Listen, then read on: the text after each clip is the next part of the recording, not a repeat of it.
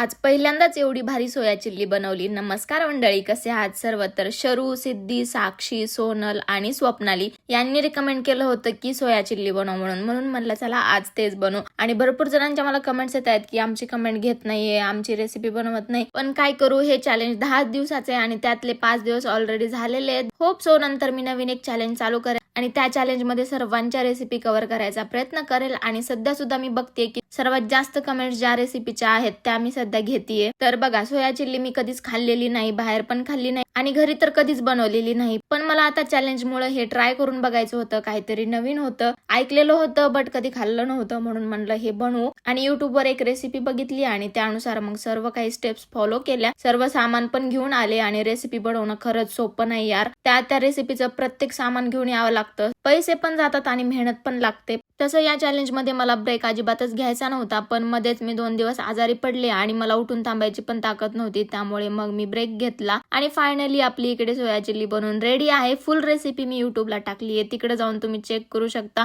आणि एक्साइटमेंट मध्ये तर मी पोळूनच घेतलं. नंतर मग चला टेस्ट करून बघू. आणि टेस्ट खरंच खूप छान झाली होती. मला माहित नाही ऍक्च्युअल कशी लागते, बाहेर जाऊन खाऊन बघावी लागेल. त्यानंतर मी गेले होते मूवीला. चला मग उद्याच्या दिवसासाठी काय बनवू पटकन कमेंट करून सांगा.